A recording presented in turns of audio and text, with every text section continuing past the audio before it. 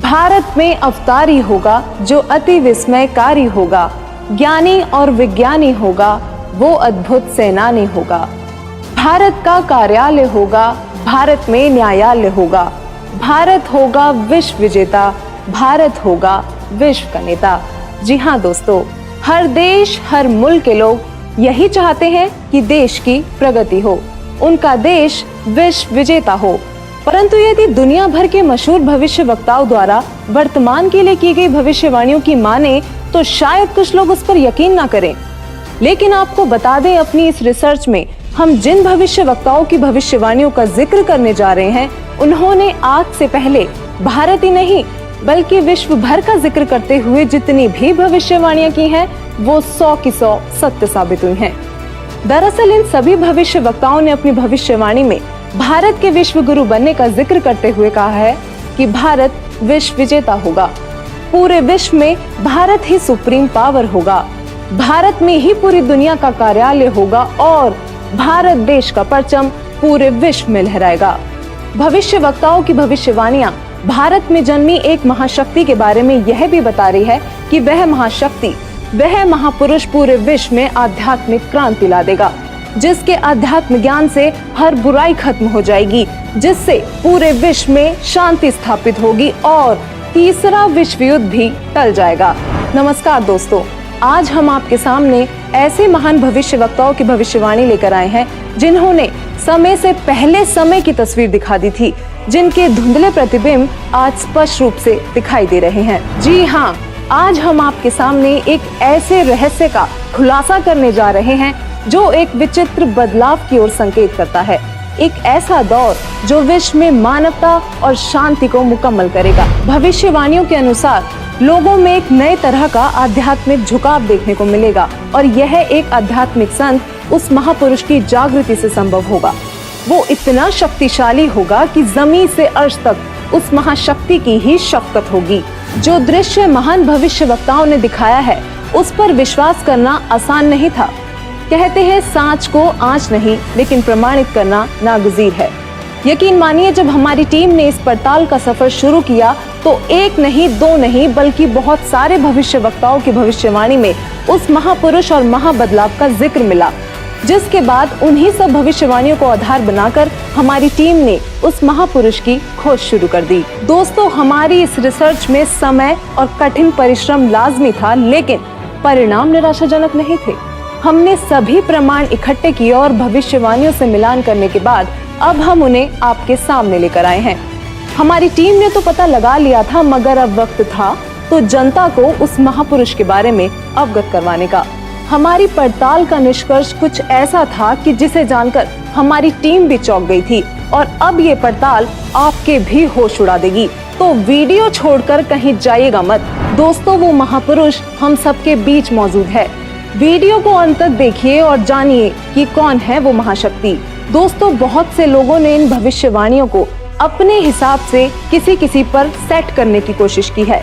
कुछ लोग ओशो को वह महाशक्ति बताते हैं तो कुछ जय गुरुदेव पंथ के प्रवर्तक श्री तुलसीदास जी को, कुछ भारत के माननीय प्रधानमंत्री श्री नरेंद्र मोदी जी पर ये भविष्यवाणी सेट करते हैं, तो कुछों ने अन्य संतों व राजनेताओं पर सेट करने की कोशिश की है। लेकिन वास्तव में ये सभी भविष्यवाणियां बिल्कुल फिट किस महापुरुष पर बैठती है, यह जानकारी आपको हमारी रिसर्च को देखने के बाद खुद ब खुद मिल जाएगी।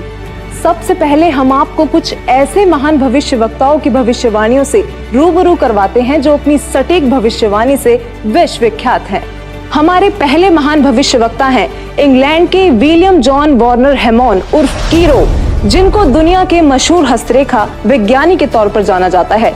भारत की आजादी व भारत के उज्जवल भविष्य की सटीक भविष्यवाणी करने वाले कीरो विश्व में होने वाले इस परिवर्तन को किस तरीके से देख रहे थे, आइए जानते हैं।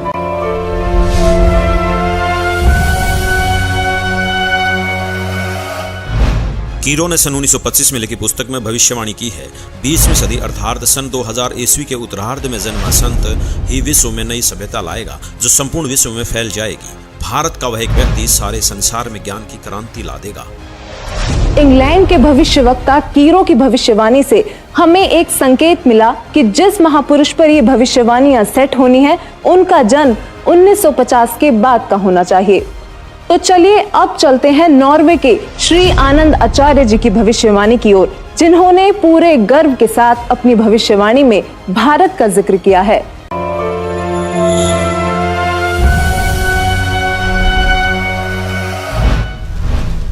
श्री आनंदाचार्य की भविष्यवाणी के अनुसार 1998 के बाद एक शक्तिशाली धार्मिक संस्था भारत में प्रकाश में आएगी, जिसके स्वामी एक गृहस्थ व्यक्ति की आचार संहिता का पालन संपूर्ण विश्व करेगा। धीरे धीरे भारत औद्योगिक, धार्मिक और आर्थिक दृष्टि से विश्व का नेतृत्व करेगा और उसका आध्यात्मिक तत्वज्ञान ही पूरे विश्व को मान्य होगा। आनंद आचार्य जी की भविष्यवाणी से हमें एक और संकेत मिला कि वो महापुरुष गृहस्थी होगा। दोस्तों, ये कुछ ऐसी भविष्यवाणियां हैं जो शायद आपने कभी सुनी तो होंगी, लेकिन कभी उन पर गौर नहीं किया होगा। अब देखते हैं नवयुग के बारे में भविष्यवाणी करने वाले इजराइल देश के जाने माने भविष्यवक्ता प्रोफेसर हरार जी का क्या कहना है।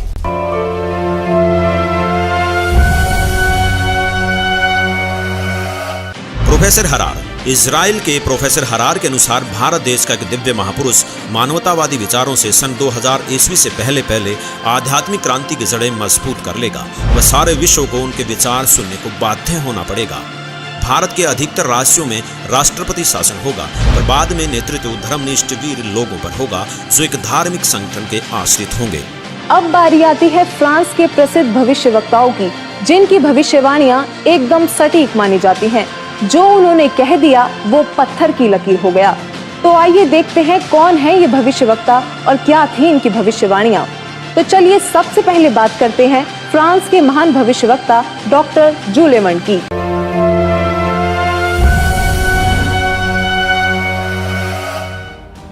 डॉक्टर सुलेवन के अनुसार भारत से उठी ज्ञान की धार्मिक क्रांति नास्तिकता का नाश करके आंधी तूफान की तरह संपूर्ण विश्व को ढक लेंगी। उस भारतीय महान आध्यात्मिक व्यक्ति के अनुयायी देखते देखते एक संस्था के रूप में आत्म शक्ति से संपूर्ण विश्व पर प्रभाव जमा लेंगे। डॉक्टर जूलेबर्न ने भी उस महापुरुष का जिक्र करते हुए भारत का नाम लिया है। इन्होंने स्पष्ट कर दिया कि वो महान शक्ति भारत से ही उजागर होगी और पूरे विश्व पर प्रभाव डालेगी। मैं सीना ठोक कर कहता हूँ, मेरे सायरन को कोई रोक नहीं पाएगा और वह जरूर आएगा। ऐसा कहना था महान भविष्यवक्ता मिशेल दी नोस्ट्राडामस का, जो आज भी बहुत से लोगों के दिलों में अपनी जगह बनाए हुए हैं, जिनकी भविष्यवाणियों को आज तक कोई भी गलत सिद्ध नहीं कर पाया। उन्होंने जैसा कहा वही होता गया। नोस्ट्राडामस ने अपनी भविष्यवाणी में होने वाले इस महान परिवर्तन की तफसील से व्याख्या की है। तो आइए देखते हैं क्या कुछ बताया उन्होंने अपनी भविष्यवाणी में।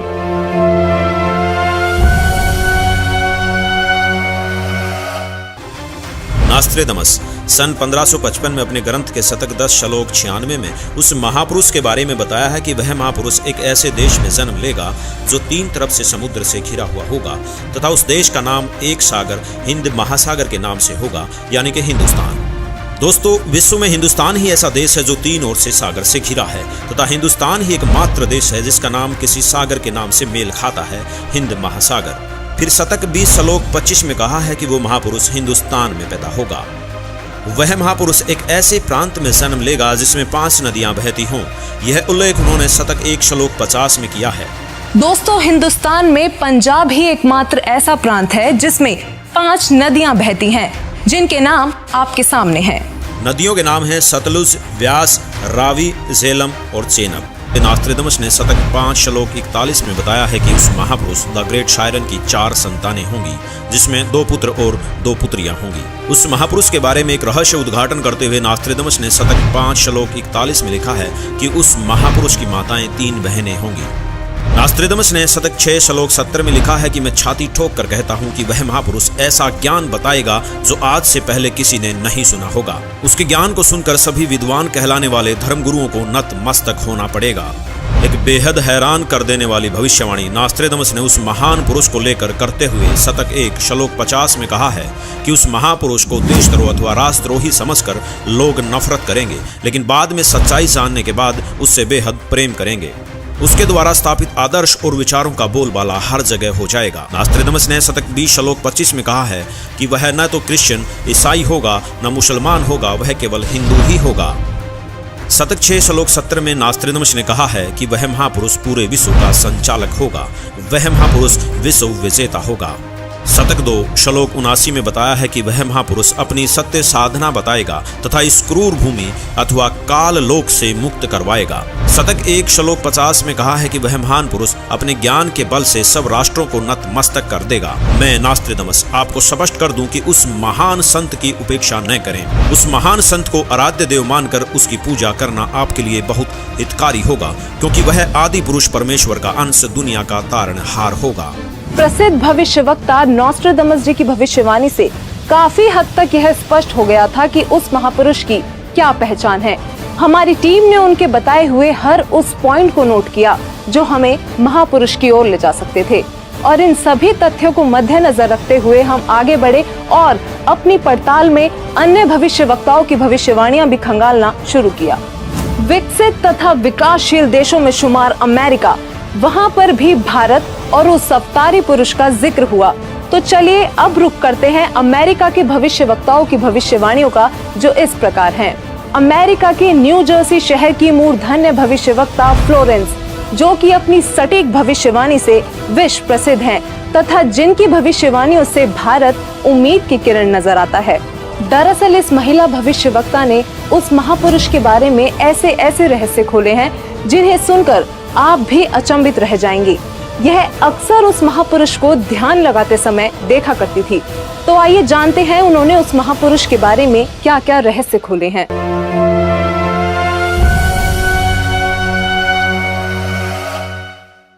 भविष्यवक्ता फ्लोरेंस ने अपनी लिखी पुस्तक golden light of new era में 1960 में लिखा है कि जब मैं ध्यान लगाती हूँ तो अक्सर एक संत को देखती हूँ। उसके सिर पर सफेद बाल हैं, न दाढ़ी है न मूंछ, वह गौर वर्ण का है।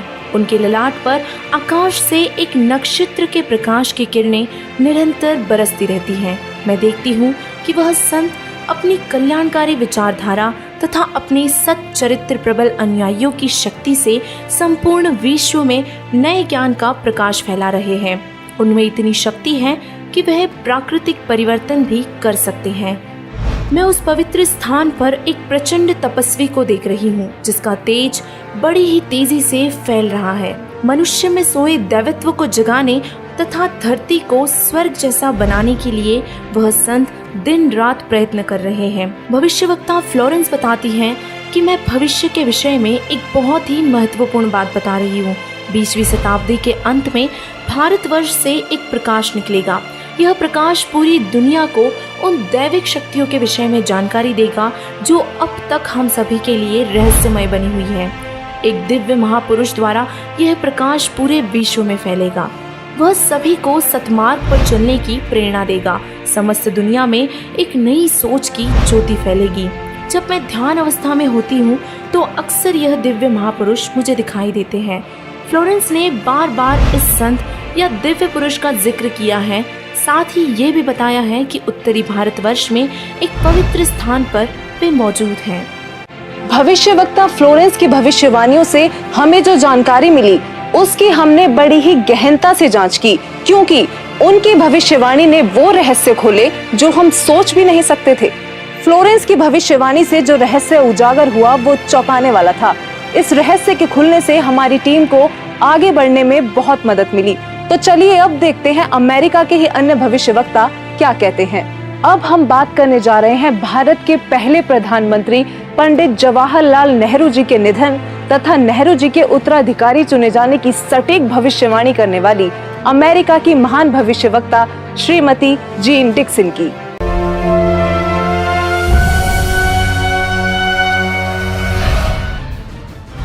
अमेरिका की महिला भविष्यवक्ता जीन डिक्सन में भविष्य दर्शन की जबरदस्त प्रतिभा थी। उनके अनुसार 20वीं सदी के अंत से पहले विश्व में एक घोर हाहाकार तथा मानवता का संहार होगा। वैचारिक युद्ध के बाद आध्यात्मिकता पर आधारित एक नई सभ्यता संभवतः भारत के ग्रामीण परिवार के व्यक्ति के नेतृत्व में जमेगी और संसार से युद्ध को सदा सदा के लिए विदा कर देगी। जीन डिक्सन की भविष्यवाणी से हमें एक और संकेत मिला कि वो महापुरुष ग्रामीण परिवार से होगा। जिसके अभिनेतृत्व में भारत भौतिक, आध्यात्मिक तथा राजनीतिक दृष्टि में तीव्रता से प्रगति करेगा। दोस्तों, अब हम उस महापुरुष के बेहद करीब थे। तो चलिए आगे बात करते हैं तीसरे विश्व युद्ध की भविष्यवाणी करने वाले अमेरिका के ही महान भविष्यवक्ता एंडरसन की, जिनकी भविष्यवाणियों ने रेखा अंकित प्रतिबिंब को प्रत्यक्ष कर दिया। आइए देखते हैं।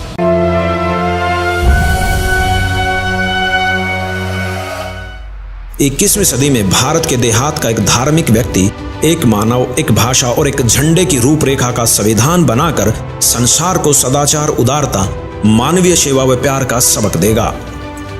एंडरसन जी की भविष्यवाणी भी 21वीं सदी की ओर संकेत कर रही थी, जिस दौरान वो महापुरुष एक भाषा, एक मानव तथा एक झंडे की रूपरेखा रखेगा। इतने संकेत मिलने के बावजूद भी हमने अन्य भविष्यवक्ताओं की भविष्यवाणियां देखना जारी रखा और अब हमारे सामने आती है हंगरी की महान भविष्यवक्ता बोरिस्का की भविष्यवाणी। बोरिस्का का नाम भी भविष्यवक्ताओं की सूची में अव्वल है, जो विकसित अनचेतना से संपूर्ण जगत की भूतकालीन तथा भावी गतिविधियों को देख पाने में सक्षम थी।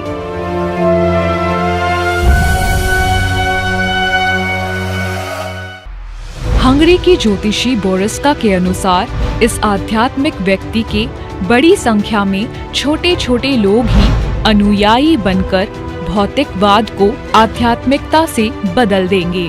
मैं जानती हूँ कि जरूर इस वक्त आपके जहन में बहुत सारे सवाल आ रहे होंगे, लेकिन फिर भी बस एक बार धैर्य पूर्वक इस पूरी पड़ताल को देखते रहिए।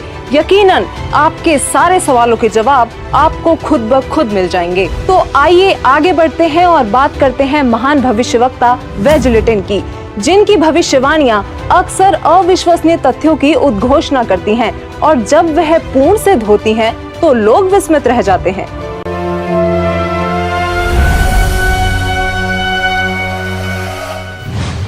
श्री वेजलेटिन। भविष्यवक्ता श्री वेजलेटिन के अनुसार 20वीं सदी के उत्तरार्ध में सन 1950 के पश्चात विश्व में आपसी प्रेम का अभाव, मानवता का हास, माया का संग्रह की दौड़, लूट व राजनेताओं का अन्यायी हो जाना आदि आदि बहुत से उत्पात देखने को मिलेंगे। परंतु भारत में उत्पन्न हुई शांति, भ्रातृत्व भाव पर आधारित नई सभ्यता संसार से देश, प्रांत और जाति की सीमाएं तोड़कर विश्व भर में अमन और चैन उत्पन्न करेंगी। भविष्यवक्ता वेजलेटिन ने अपनी भविष्यवाणी में आज की स्थिति का बखूबी जिक्र किया है। उन्होंने कहा है कि जहां लोगों में आपसी प्रेम का अभाव हो जाएगा, मानवता का ह्रास शुरू हो जाएगा, राजनेता अन्यायी हो जाएंगे और धन कमाने की दौड़ लगी होगी, पूरी दुनिया में अशांति का माहौल होगा, तब वह महापुरुष अपने आध्यात्मिक विचारों से शांति लाएगा। इस हाहाकार को मिटाने वाला महापुरुष बहुत ही जल्द पूरे विश्व में शांति लाएगा। दोस्तों, भविष्यवाणियों की पड़ताल का ये सफर हमारे लिए किसी चक्रव्यूह से कम नहीं था, लेकिन हमें यकीन था कि कहीं ना कहीं ये सफर हमें हमारी मंजिल तक जरूर पहुंचा देगा और ऐसा ही हुआ। क्योंकि वो महापुरुष भारत से है, तो विदेशों के इन सभी भविष्यवक्ताओं की भविष्यवाणियों से जो जो संकेत हमें मिलते गए, उन पर गौर करते हुए अब हम भारत के भी कुछ संतों की भविष्यवाणियों पर ध्यान देने लगे। तो चलिए सबसे पहले बात करते हैं सिख धर्म के गुरु श्री गुरु नानक देव जी की, जिनके बारे में हमें ज्यादा बताने की जरूरत नहीं, क्योंकि सब उनसे बखूबी परिचित हैं। उनकी पुस्तक जन्म साखी भाई बालेवाली में एक ऐसी भविष्यवाणी मिली है जो ये स्पष्ट करती है कि वो महापुरुष कौन होगा। तो आइए देखते हैं क्या है ये भविष्यवाणी।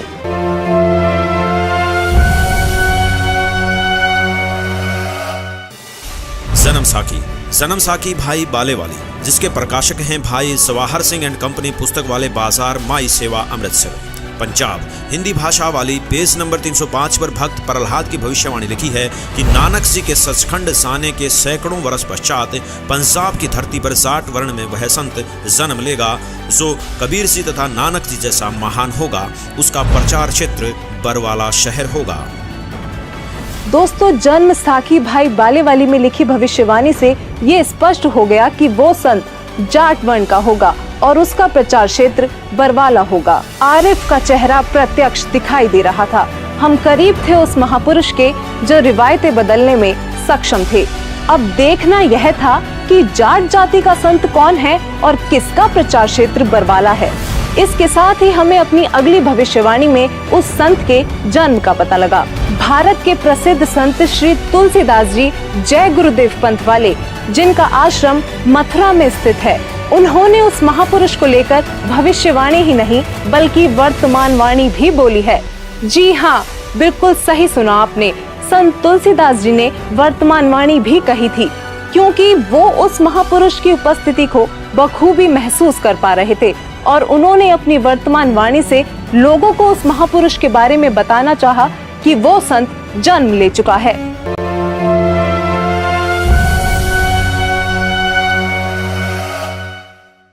श्री तुलसीदास जी उर्फ जय गुरुदेव जी ने 7 सितंबर 1971 में भविष्यवाणी की थी, जो अपनी शाकाहारी पत्रिका में पेज नंबर 50 में लिखी है कि वह अवतार जिसकी लोग प्रतीक्षा कर रहे हैं वह 20 वर्ष का हो चुका है। यदि उसका पता बता दूं तो लोग उसके पीछे पड़ जाएंगे। अभी ऊपर से बताने का आदेश नहीं हो रहा है। मैं समय का इंतजार कर रहा हूँ। सभी महापुरुषों ने समय का इंतजार किया है और समय आने पर सबको सब कुछ मालूम हो जाएगा। श्री तुलसीदास जी द्वारा 28 अगस्त 1971 को की गई भविष्यवाणी अनुसार महापुरुष का जन्म भारतवर्ष के एक छोटे से गांव में हो चुका है और वह व्यक्ति मानव इतिहास का सबसे महत्वपूर्ण व्यक्ति बनेगा। उसे जनता का इतना बड़ा समर्थन प्राप्त होगा कि आज तक किसी को नहीं मिला है। वह महापुरुष नए सिरे से विधान को बनाएगा और वह विश्व के संपूर्ण देशों पर लागू होगा। उसका एक झंडा होगा, उसकी एक भाषा होगी। शाकाहारी पत्रिका का उपरोक्त वर्णन पुस्तक जय गुरुदेव की अमृतवाणी भाग 2 के 50 तथा 59 पर लिखा है, जिसकी लेखिका हैं दिव्या शर्मा तथा मुद्रक हैं अर्जेंट प्रिंटिंग प्रेस, पुराना बस स्टैंड, मथुरा। इसके साथ ही एक और भविष्यवाणी बाबा जय गुरुदेव उर्फ तुलसीदास जी द्वारा 28 अगस्त 1971 को की गई थी, जो शाकाहारी पत्रिका पृष्ठ 59 में लिखी है। संत तुलसीदास जी ने अपनी वाणी में यह स्पष्ट रूप से बताया कि वो संत पृथ्वी पर मौजूद है और 7 सितंबर 1971 को वह पूरे 20 वर्ष का हो चुका है। राजस्थान के भविष्यवक्ता बाबा रामदेव को कौन नहीं जानता, इन्होंने तो कमाल ही कर दिखाया है।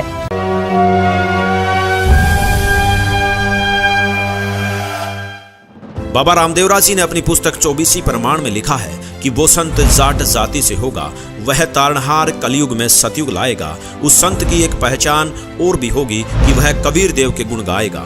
वो संत चारों वेदों के अनुसार ज्ञान बताएगा तथा सूक्ष्म वेद सारे ज्ञान का आधार होगा और वह तारणहार संत हरियाणा में होगा। दोस्तों, बाबा रामदेव जी ने भी अपनी भविष्यवाणी में ये संकेत दिए हैं कि वो संत जाट जाति से होगा, हरियाणा प्रदेश में जन्म लेगा, चारों वेद तथा सूक्ष्म वेद से ज्ञान बताकर कबीर देव के गुण गाएगा। दोस्तों, कलयुग में सतयुग जैसा माहौल देखने वाले योगी नारायण जी को शायद आप ज्यादा ना जानते हो, लेकिन दक्षिण भारत के इस भविष्यवक्ता ने ऐसी भविष्यवाणी की हैं जो आपको सोचने पर मजबूर कर देंगी।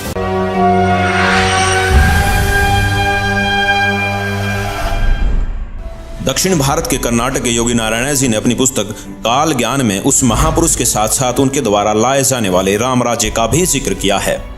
योगी नारायण जी की भविष्यवाणी कहती है कि वह दैविक शक्ति वाला महापुरुष पूरे विश्व को एक करके पूरे साम्राज्य पर राज करेगा, सबका प्रभु बनेगा। वह महापुरुष उत्तरी भारत से हो सकता है, ऐसा संकेत दिया है। उस महापुरुष का शासन धर्मयुक्त होने के कारण वर्षा अच्छी होगी, फसल भी अच्छी आएगी। जनता आने वाले समय में ज्यादा पैसों के पीछे ना पड़कर और अपने समय को बर्बाद ना करके तत्व चिंतन, आत्म कल्याण व लोक कल्याण के कार्य में मगन रहेंगे।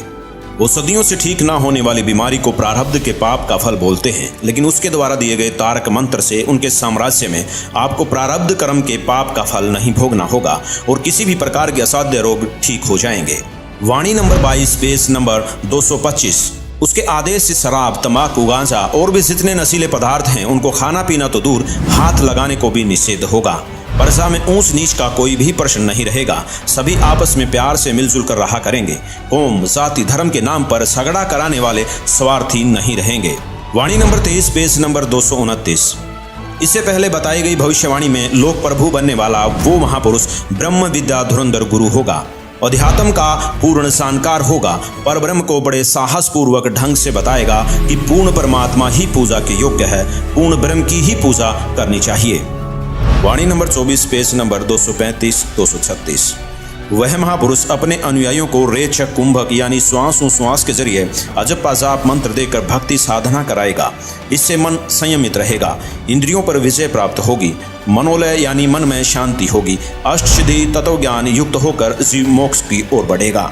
दर्शकों, सभी भविष्यवक्ताओं की भविष्यवाणियों की पड़ताल करने के बाद अब हमारे पास बहुत सारे तथ्य एकत्रित चुके थे, जिनको हमने एक साथ रखकर देखा तो एक पहेली जैसे सुलझ सी गई हो। अब हमारे सामने एक ऐसा डेटा था जिसके आधार पर हमने सभी संतों पर भविष्यवाणियां सेट करनी शुरू कर दी, चाहे वो ओशो हो या राधा स्वामी पंथ के प्रवर्तक श्री गुरविंदर सिंह जी, सतपाल जी महाराज हो या फिर बाल योगेश्वर आदि। दोस्तों, हमारी इस फेरियस्त में हर वो संत और महापुरुष मौजूद थे जिनका नाम अक्सर आपके जहन में आता होगा। आध्यात्मिक संत या महापुरुष ही नहीं, बल्कि हमने प्रधानमंत्री नरेंद्र मोदी जी जैसे राजनेताओं पर भी भविष्यवाणी को सेट करके देखा, लेकिन एक एक करके सभी संतों व राजनेताओं की छटनी होती चली गई और अंत में हमारे सामने थे एक ऐसे संत, एक ऐसे महापुरुष जिनके बारे में हमने सोचा तक नहीं था। केवल एक यही संत ऐसे थे जिन पर सारी की सारी भविष्यवाणियां खरी उतर रही थी। दोस्तों, अब हम आप सभी दर्शकों से अनुरोध करते हैं कि दिल थाम कर बैठिए और तैयार हो जाइए उस महापुरुष को देखने के लिए, क्योंकि अब हम पेश करने जा रहे हैं उस महापुरुष की तस्वीर। दोस्तों, वो संत कोई और नहीं बल्कि पूरी दुनिया में सब संत महंत गुरु आचार्यों शंकराचार्यों से हटकर सर्व धर्म ग्रंथों के आधार पर सद्भक्ति प्रदान करने वाले अद्वितीय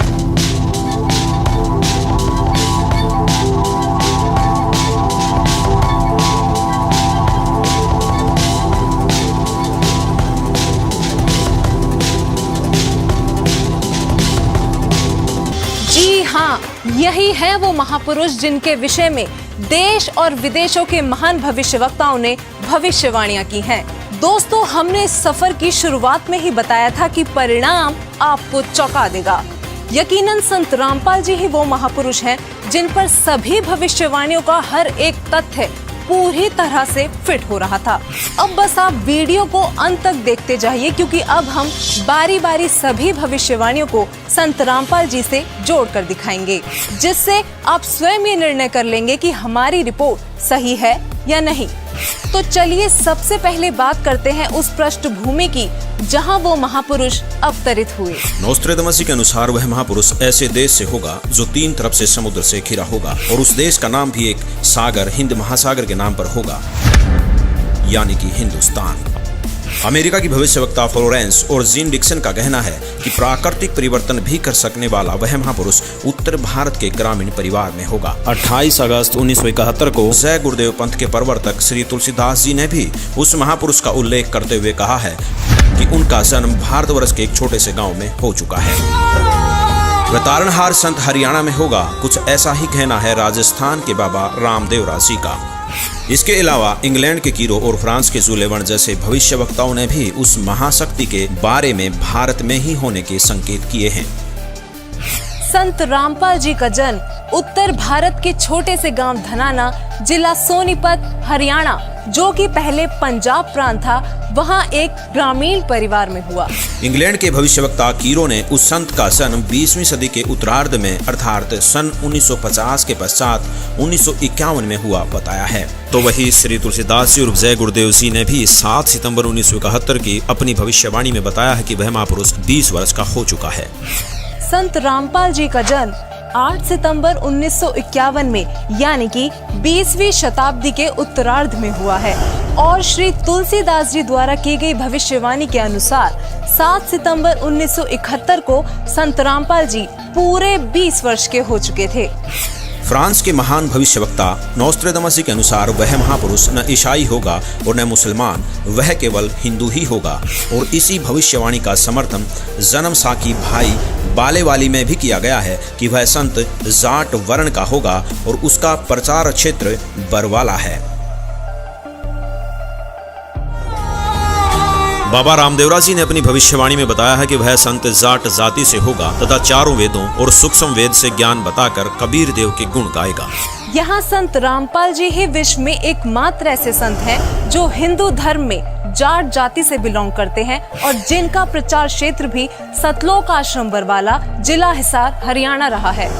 वो सभी धर्म ग्रंथों के आधार पर कबीर देव जी का गुणगान करते हैं। नॉस्ट्रेडमस के अनुसार उस महापुरुष की 4 संतानें होंगी और उनकी माताएं 3 बहनें होंगी। यहाँ नॉर्वे के आनंदाचार्य जी ने भी यही बताया है कि वह महापुरुष एक गृहस्थ व्यक्ति होगा। ये भविष्यवाणी भी संत रामपाल जी पर पूरी तरह से खरी उतरती हैं। दरअसल संत रामपाल जी की माताएं 3 बहनें हैं। ये बात प्रमाणित करने के लिए पेश है आपके सामने संत रामपाल जी की माता जी का यह वीडियो। माता जी, क्या शुभ नाम है आप जी का? इंद्र देवी। माता जी, कौन से गांव से हैं आप? दमकन खेड़ी। माता जी, आप कितने भाई बहन हैं? 6 बहन भाई, 3 बहन 3 भाई। माता जी, आपकी जो 3 बहन हैं उनके क्या क्या नाम हैं? बड़ी लक्ष्मी, मेरा नाम इंद्र देवी, उसका है प्यारी। वहीं संत रामपाल जी महाराज जी की 4 संतानें, 2 पुत्र तथा 2 पुत्रियां भी हैं।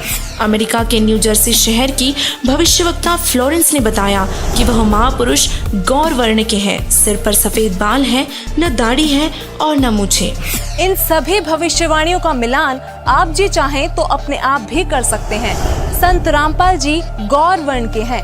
उनके सिर पर सफेद बाल हैं और वो बगैर दाढ़ी मूछ के रहते हैं। एक आश्चर्यचकित भविष्यवाणी करते हुए फ्रांस के नॉस्ट्रेडमस जी कहते हैं कि प्रथम तो लोग उस महापुरुष को देशद्रोही अथवा राजद्रोही समझकर नफरत करेंगे, लेकिन बाद में सच्चाई जानकर बेहद प्रेम करेंगे। दोस्तों, 2014 में संत रामपाल जी पर देशद्रोह का झूठा केस भी लगाया गया, लेकिन आज संत रामपाल जी की लोकप्रियता लोगों के सिर चढ़कर बोल रही है। कुछ और बातें जो भविष्यवाणियों में सामने आई वो इस प्रकार हैं। अमेरिका के भविष्यवक्ता एंडरसन के मुताबिक 21वीं सदी में वह महापुरुष एक मानव, एक भाषा व एक झंडे की रूपरेखा रखेगा। योगी नारायण जी के अनुसार उस संत के आदेश से शराब, तंबाकू, गांजा और भी जितने नशीले पदार्थ हैं उनको खाना पीना तो दूर, हाथ लगाने को भी निषेध होगा। प्रजा में ऊंच नीच का कोई प्रश्न नहीं रहेगा। सभी प्यार से आपस में मिलजुल कर रहा करेंगे और वह महापुरुष रेचक कुंभक यानी श्वास उश्वास के जरिए अजब पाजाप मंत्र देकर भक्ति साधना कराएगा। वह पूर्ण परमात्मा को ही पूजा के योग्य बताएगा। दोस्तों, संत रामपाल जी श्वास उश्वास की क्रिया बताकर केवल पूर्ण परमात्मा की भक्ति कराते हैं। संत रामपाल जी से नाम दीक्षा लेकर करोड़ों भक्त उनके आदेश अनुसार नशीली वस्तुओं को हाथ तक नहीं लगाते और ना ही किसी जाति पाति धर्म मजहब में भेदभाव करते हैं, क्योंकि संत रामपाल जी कहते हैं, जीव हमारी जाति है, मानव धर्म हमारा, हिंदू मुस्लिम सिख ईसाई कोई धर्म नहीं है न्यारा। अमेरिका की ही भविष्यवक्ता फ्लोरेंस बताती हैं कि वह संत अपनी कल्याणकारी विचारधारा तथा अपने सच्चरित्र प्रबल अनुयायियों की शक्ति से पूरे विश्व में नए ज्ञान का प्रकाश फैला रहा है। फ्रांस के भविष्यवक्ता डॉक्टर जुलेवन के अनुसार भारत से उठी ज्ञान की धार्मिक क्रांति नास्तिकता का नाश करके आंधी तूफान की तरह संपूर्ण विश्व को ढक लेगी। उस महापुरुष के अनुयायी देखते देखते एक संस्था के रूप में संपूर्ण विश्व पर प्रभाव जमा लेंगे। फ्रांस के ही भविष्यवक्ता नॉस्ट्रेडमस जी ने शतक 6 श्लोक 70 में लिखा है, मैं छाती ठोकर कहता हूँ कि वह महापुरुष ऐसा ज्ञान बताएगा जो आज से पहले किसी ने नहीं सुना होगा। उसके ज्ञान को सुनकर सभी विद्वान कहलाने वाले धर्मगुरुओं को नतमस्तक होना पड़ेगा। अब इन सारी भविष्यवाणियों से तो हमारी सुई केवल संत रामपाल जी पर आकर ही टिक गई। कारण था उनके अनुयायी। दोस्तों, संत रामपाल जी के अनुयायियों ने अपने गुरुदेव जी द्वारा बताए जा रहे ज्ञान को जन जन तक पहुंचाने के लिए व्हाट्सएप, फेसबुक, ट्विटर आदि सोशल मीडिया के हर एक प्लेटफॉर्म से लेकर इंटरनेशनल टीवी चैनलों और बुक्स आदि के माध्यम से पूरे विश्व में तहलका मचा रखा है। संत रामपाल जी ने अद्वितीय ज्ञान बताया है, जिसके आधार पर संत रामपाल जी की काफी धर्म गुरुओं, संतों, महंतों, आचार्यों, शंकराचार्यों के साथ आध्यात्मिक ज्ञान चर्चा हुई है, जिनको देखने के बाद हमें लगा कि भविष्यवाणियों के अनुसार केवल संत रामपाल जी ही वो संत हैं जिनके ज्ञान को सुनकर सभी विद्वान कहलाने वाले धर्म गुरुओं को एक ना एक दिन नतमस्तक होना ही पड़ेगा। ये सभी संत रामपाल जी के साथ हुई ज्ञान चर्चा में हारते प्रतीत हुए।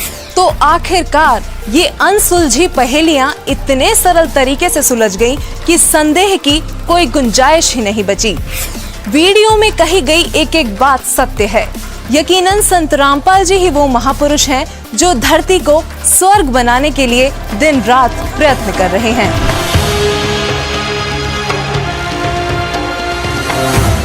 बर में पंथ प्रगट हो वाणी।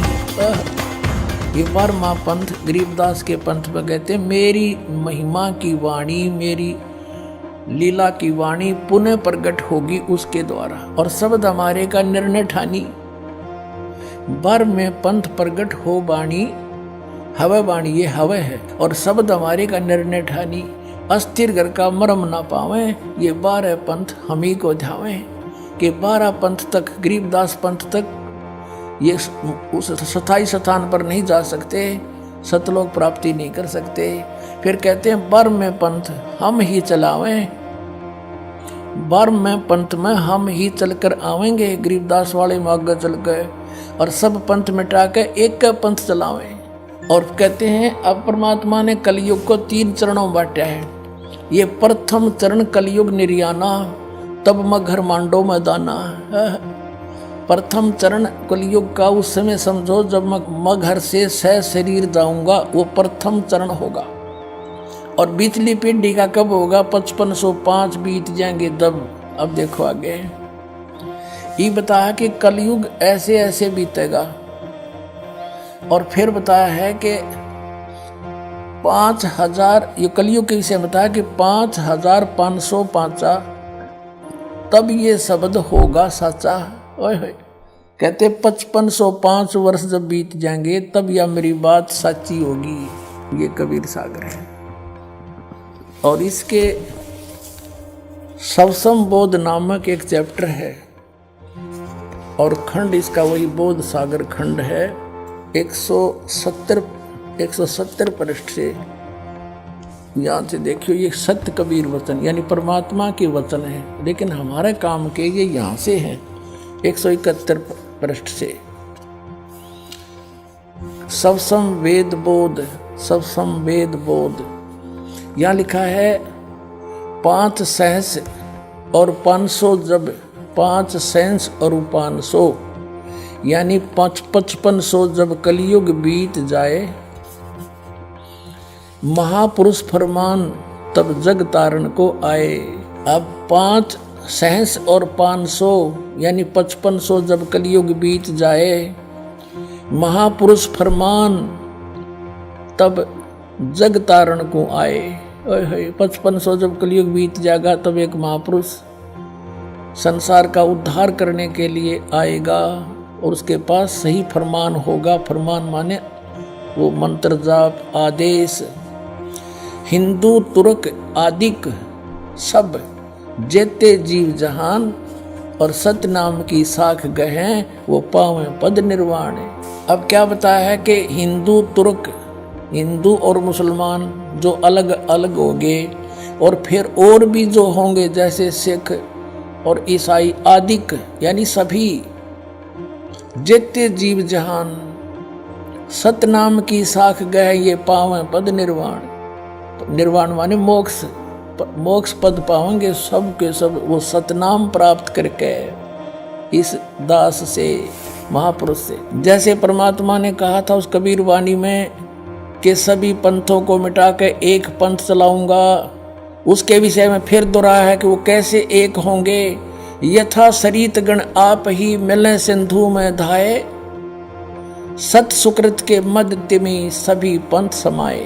क्या बताया कि जैसे सरित गण यानी नदियों का, नदियां, सरित गण माने नारी नारी नदी, और आप ही उस समुद्र में जाकर वेग धाय माने शीघ्रता से मिल जाती हैं फटाफट।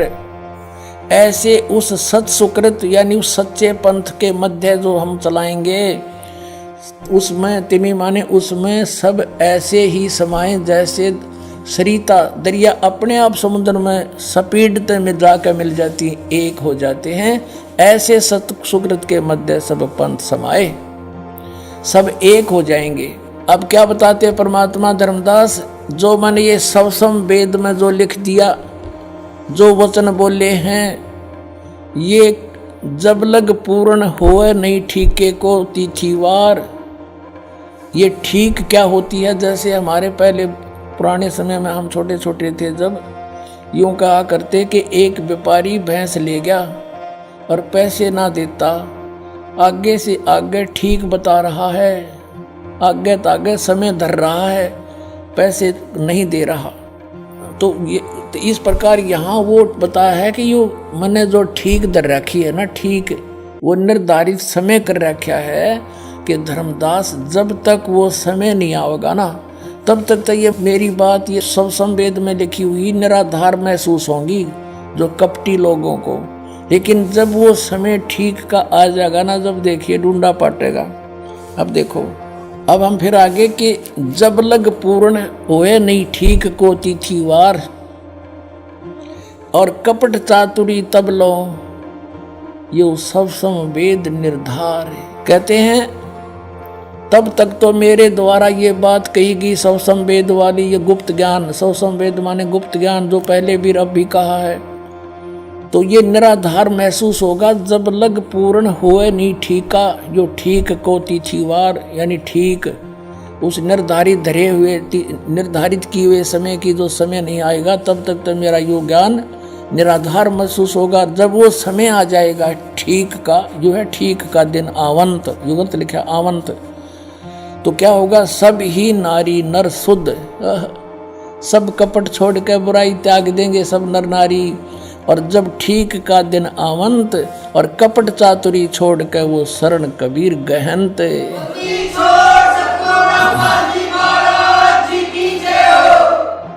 पूरे विश्व में लिखा परमात्मा ने कि सब एक हो जाएंगे। क्या लिखा है कि एक अनेक हव गए और पुनः अनेक हो एक, हंस चले सतलोक को सब सत नाम की टेक।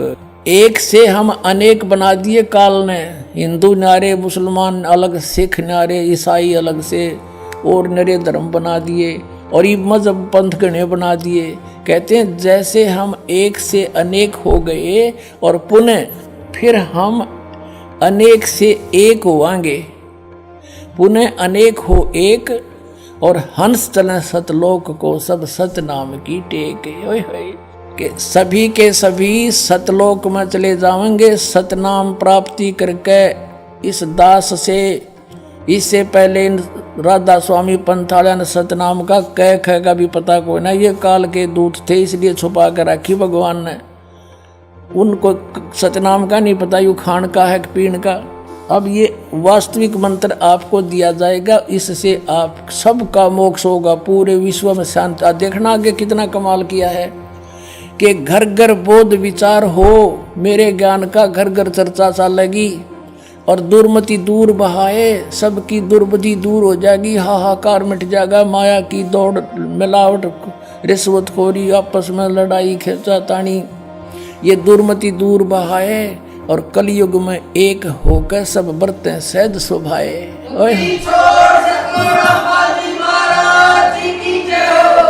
तो 2000 सन में 5508 वर्ष कलयुग बीत गया। अब हम पीछे चले 5505 निकालने के लिए। 1997 में 5505 कलयुग बीता, 1999 में 5507 हो गया और 1998 में 6 हो गया, 1997 में 5505 वर्ष कलयुग बीत गया। और उस समय इस दास को 1997 में 10 बजे इस शुक्ल फागुन की उत्तरते की एकम के दिन 1997 में दास को परमात्मा पुनः मिले थे। उसमें आदेश दे दिया था कि अब समय आ गया है इस सतनाम की को उजागर कर देने का, बेटा कर दे। और मुझसे कहा था कभी किसी को जिक्र ना करना कि मेरे मिलन का समय आने पर बता। लेकिन दास ने लिख दिया था एक पुस्तक में, अभी दिखाते हैं आपको, बहुत पहले। ये पुस्तक है आध्यात्मिक ज्ञान गंगा, ये सन 2009 से चल रही है। और 2005 में दास ने एक पुस्तक लिखी थी भक्ति और भगवान, उसमें भी लिख दिया था। अब देखना ये आध्यात्मिक ज्ञान गंगा, ये यहाँ अपने इस दास के द्वारा इसका सब सदग्रंथों के आधार से, इसके आधार से ये बनाई है। अब इसके पृष्ठ नंबर 538 पे ये है आध्यात्मिक ज्ञान गंगा और यथार्थ कबीर पंथ परिचय नामक विषय है। 538 पर यहाँ देखा, मुझ दास रामपाल दास को परमेश्वर कबीर साहिब जी संवत 2053 फाल्गुन मास शुक्ल पक्ष एकम मार्च 1997 को दिन के 10 बजे मिले थे। सार शब्द की वास्तविकता तथा संगत को दान करने का सही समय संकेत देकर अंतर्ध्यान हो गए थे और इसको अगले आदेश तक रहस्य युक्त रखने का आदेश दिया था। किसको? कि मैं मिला।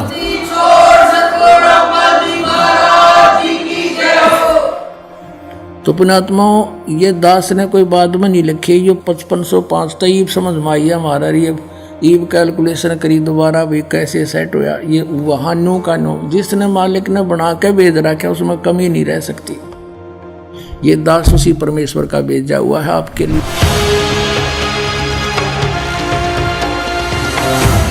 तो क्या संत रामपाल जी महाराज की शरण में आने के बाद आपको कोई लाभ हुए?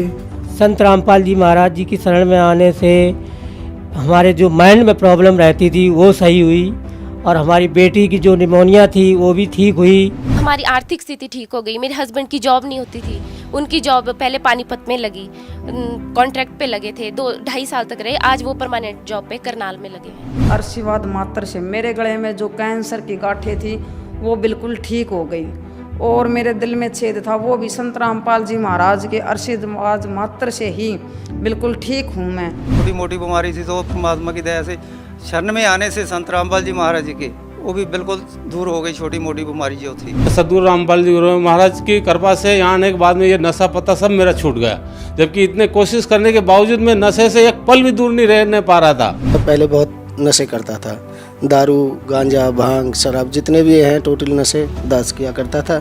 संत रामपाल जी की शरण में आने से पहले सबसे पहले तो मुझे एक लाभ हो गया, नशे छूट गए। कैंसर की बीमारी बिना ऑपरेशन बिना कुछ दवा के संत रामपाल जी महाराज जी ने चरणामृत प्रसाद दिया और आशीर्वाद दिया और भक्ति ज्ञान दिया और उसके बाद मैं तंदुरुस्त हूँ और दिन में अपना सब कुछ खाता हूँ, मुझे कोई समस्या नहीं है। सबसे बड़े लाभ ये हुआ है कि मेरे पापा जी हैं जिनको डायबिटीज़ बहुत ज़्यादा ही रहती थी कि 500 से नीचे उतरने वाली डायबिटीज़ आज एकदम नॉर्मल है। गुरुदेव संत रामपाल जी महाराज से नाम दीक्षा लेने के बाद सदगुरुदेव जी ने ऐसे दया करी कि जिस दिन मैंने नाम दीक्षा ली उसी दिन 5 साल से यानी रोटी नहीं खाई थी, लेकिन उसी दिन मैंने 4-5 रोटी खाई और मेरा जलन का रोग समाप्त होने लगा।